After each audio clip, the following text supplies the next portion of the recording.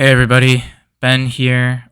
Just with a deck profile, we're going to be rolling out a few decks that we're playing around with for this upcoming format. And the first deck we're going to be talking about today is Blue Flare. Blue Flare is a deck that I have been tinkering around with for a very long time now. I really enjoyed playing the deck when it first came out, and I was really excited for EX4 when we got a lot of support for the deck. So this is my take on it. There are obviously a lot of packages out there and a lot of different variations to the deck, which is another reason I enjoy it so much. I really like the toolboxy feel to it. But that being said, here's my take on it. And let me know what you think. I have tried to tailor it to the BT13 meta to a degree. So a little bit of a tinker here and there. So without further ado, here we go. So we're going to be playing 4 eggs. Very staple choice of eggs here with Wanyaman. When attacking, draw 1. Very important for consistency. Very important for finding your pieces. And yeah, I think it's a very staple blue egg for many sets to come. So you'll be pretty much seeing a lot of the decks run Wanya if you're running into blue decks. Rookies, we're going to be running 4 of your BT10 Gauss. This is a very key card, I think, for multiple reasons, mainly for early aggression and being able to play out a lot of your level 4s.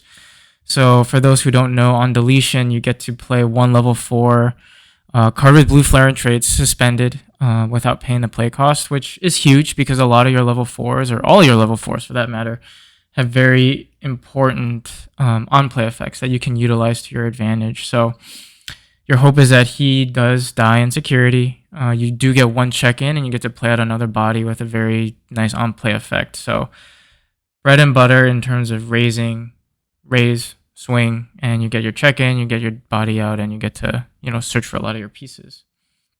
Next is your new EX4 Gaussmon. This one is nice in the sense that it helps, again, with consistency, which is a very key point to this deck. You're drawing a whole lot, you're looking for your pieces, and once you do find your pieces, you're able to make a very big play. So this Gauss lets you draw an additional card every time you play a blue flare trait card.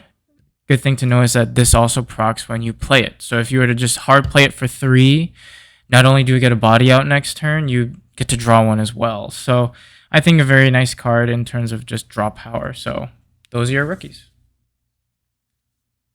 Next, we're moving on to our level 4s. We're going to be playing 3 Decadramons.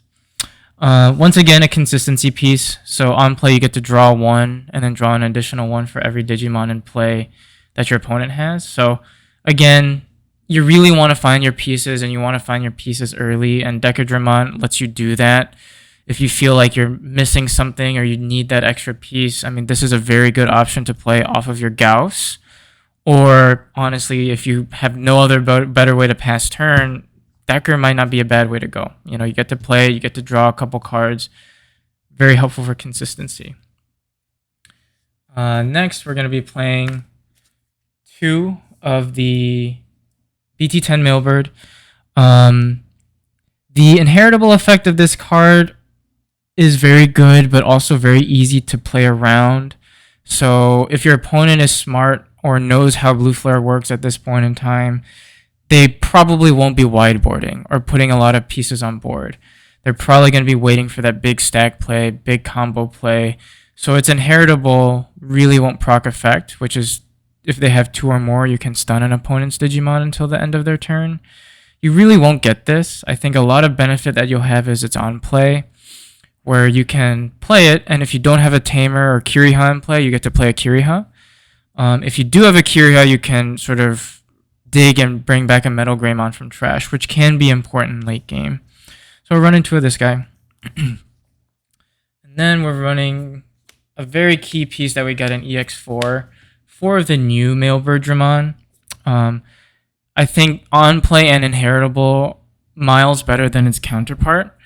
Its on play effect is a mini ice wall in a sense, where you get to pick an opponent's Digimon. When they swing next turn, they lose 2 memory. And it's every time when swinging. So if they unsuspend and swing again, they lose 2 memory. So that can be very clutch late game when you're trying to stall out for an additional turn. But I think the real reason a lot of people love this over the new Mailbird, it's an inheritable effect, which is jamming. Jamming was a huge thing I feel that Blue Flare was missing previously. Your Metal Gray was very vulnerable to big Digimon insecurity, and we're seeing a lot of that now with the Royal Knights deck and Shine Gray Burst. All your burst modes are large Digimon, so Metal Gray swinging in at 8k without jamming is very vulnerable to all of that. This counters that. Jamming forces your opponent to deal with your stack next turn. It's a very aggression tempo piece. So 4 of in that regard. We're going to be running 2 of your starter deck Greymons, which gives security +1. This is a red Greymon, but you are able to slot it under one of your Metal Grays since it is a Greymon. Again, a very big aggression piece. You really want to be able to outpace your opponent, and that early extra check could be very helpful, particularly with your jamming inheritable. So we run this at 2 of. And last level 4 in the deck is 4 of your BT10 Greymon. He is a great consistency piece as well. I think he and your Decadra, you would ideally be playing off of your Gaussmon early game, because you get to dig for top 4, pick up 2 with Blue Flare and trades, and that's huge. It's inheritable, similar to its BT10 cohort with Mailbird. Easy to play around, but it does force your opponent to play around it, because this will let you unsuspend, which can be lethal in some situations. So really does force your opponent to play around it, but it is really good for consistency. So running it at a 4 of, and that'll do it for our level 4s. For our level 5s, sort of the big centerpiece in terms of boss monster will be your Metal Greymon from BT10. You run it at a 4 of for sure, 100%. It is a 7 play cost, but Digicross -2. So every piece that you're able to Digicross with, you reduce the play cost by 2. So potentially be playing this for 3 if you have your Mailbird and your Greymon. Does not discriminate in terms of what type of Greymon you use. So you can use your red Greymons in this when you Digicross. It has Rush for the turn, and it also stuns any Digimon stack on your opponent's board that has less than 2 inheritables, 2 or less inheritables. So if you have a stack with a level 5, level 4, level 3, it will stun that. If you have a stack with a 4, 3, and a 2, it will stun that. And you can do that for up to 3 Digimon on your opponent's side. So this is your clear-cut, go-to bread and butter of the deck right here. You really want to be able to utilize this to the best of your ability. The stunning is great, and the ability to have Rush is also very good. We are playing 2 of the EX4 Metal Greymon. This will unfortunately limit you to a blue Greymon, so you can't use your security +1 Greymon with this card. But it does help, I think, as number 1, another Metal Greymon to use with Rush, which was another problem with Blue Flare previously, in that if you didn't see your Metal Greymon, you were sort of stuck. This gives you another option to go into. It has Rush, just like the other one, but this one allows you to strip sources. And what's key about this is that it's not like a top 4 strip, bottom 2 strip. This is you get to pick 2. So with these big stacks in play, you are able to select which inheritables you want to take away from your opponent's stack. So a pesky blocker, a check +1, or protection, you are able to strip this. So that's a very clutch card, in my opinion, to have, on top of just being another Metal Gray target for you. And then the last level 5 we're playing are 2 Decker Greymons. Again, they help you with consistency, or in terms of just protection, in my opinion, for your Metal Gray. So something that I will commonly do, or try to do at least, is swing with your Metal Gray after you've Digicrossed, and then use Decker to Digivolve on top of your Metal Gray for 2. And by doing so, you're able to slide something underneath, which can be helpful at times. Like, for example, sliding a Decadra underneath can be helpful, because by sliding a Decadra underneath, you can stun one of your opponent's Digimon for their subsequent turn. But what Digivolving also does is that it has Armor Purge. So your opponent now has to swing over this stack twice in order to get rid of it. So it would have to swing over at 10k, which is not a insignificant number, and then on top of that be able to swing again over the metal gray. So it forces them to swing over it twice, essentially giving it a level of protection. So if you do have like a, say for example, that security check metal gray or jamming metal gray underneath, you are able to protect that stack by digivolving on top. You are rarely, if ever, digicrossing a Decker Greymon. Most of the times when you're using a Decker Gray on field, you are digivolving on top of one of your metal Greymons. So we're running that as a 2 of. So 8 total level 5s. In terms of level 6s, we are running 2 Zeeg Greymon. Zeeg is a sort of a late game Digimon that you want to go into. When digivolving, it will unsuspend your Digimon, so a potential level of protection for your stack. But I think more importantly, what you can use is it can gain you back memory. Again, it is a conditional gain because your opponent has to have played into a wide board scenario, meaning that they have more than 2 Digimon on board. But the ability to go into a Zeeg for free and unsuspend your stack can be quite lethal in the right scenario. So you really want at least 2 of these guys to help you unsuspend your stack and potentially go for a late game push. An option to use with Zeeg as well is with Decker Gray. When you digivolve, you are able to slip something underneath. So if you do need a blocker and you're desperate for that protection for security, you can slip Zeeg underneath your stack because it's inheritable is if there's a blue flare, if it's underneath a blue flare Digimon, it gains blocker. So you are able to give one of your stacks blocker if you can slide Zeeg underneath.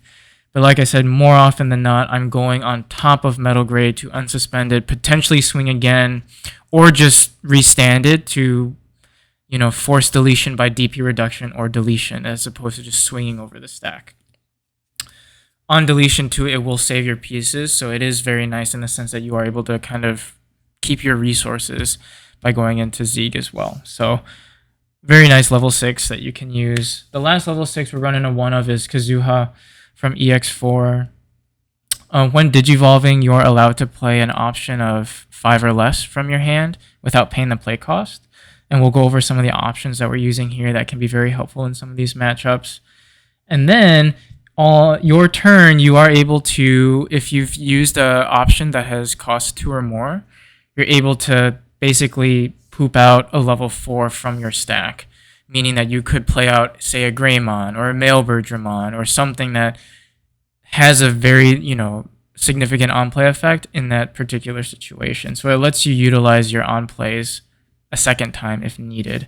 So I think a very flexible card, lets you use options, lets you gain a lot of value from your options, and also helps you build a board and helps you build a presence and sort of pushes that tempo a little bit for your opponent. So we're running at a 1 of. I don't think you really want more than 2, I think at most, of Kazuha, just because any more than 2, you're going to start clunking your deck up a little bit and you're going to lose your consistency, which is very important for this deck. Moving on to Tamers, we're going to be running 3 of your BT10 Kiriha. He's your blue flare memory setter, sets your memory to 3 each turn, and allows you to digicross. You get to suspend to use your resources underneath. So a staple. Prior to this would most definitely be running 4 of. I think with the new Tamer, which is the Kiriha Nene from EX4, you are able to kind of split it however way you like. This Tamer, I think, is very helpful in the sense that it's a constant memory gain. You will always gain 1 memory if there are 2 or more Digimon in total on board. So you could potentially work your way up to 4, 5, even 6 memory if you have multiple of these on board. And it's another target from Blazing, and it allows you to digicross as well. So more targets to digicross off of. One very common scenario that I found myself frustrated with in terms of the old blue flare prior to EX4 was if I didn't have a Kiriha on board, I was in a lot of trouble. I couldn't cross, I couldn't save my resources, I was losing a lot of my resources to the trash, which was very painful, and really stunted the deck. This is another cross target that you're able to utilize from tamer resources, and you're also able to utilize from trash as well. So say they hit something out of security, you're able to recur that using this tamer. So I think really helpful in terms of resource management for the deck, which I think to a degree it was lacking before. Moving on to our options, we have one of the Ice Wall. Most blue decks will be running it now. It's a very, very important card. I think helpful in terms of board management, game management. If you're really stalling for that one more turn, Ice Wall is perfect. If it's hidden security, it can change the game. So self-explanatory, just Ice Wall. Too good to not include in your deck. 4 Blazing Memory Boost. 5 cost, which can be expensive at times, but by searching 6, you're able to pick up 2 resource pieces, which is huge for this deck. And if you hit a tamer, either Kiriha or the dual tamer, either one of them, you can play them. So, 5 to search, pick up 2 pieces, and to play a tamer, that is very, very good value. And if you're using Kazuha to play a Blazing, even more value, right? So, key thing I think in terms of ruling for this deck is that you really won't run into this problem, but for whatever reason, if you do, when you reveal the 6, you have to pick up 2 that are not the tamer. So if you reveal 6 and there's only 2 that are blue flare in traits, one of them being your tamer, you can't play it out, just as an FYI.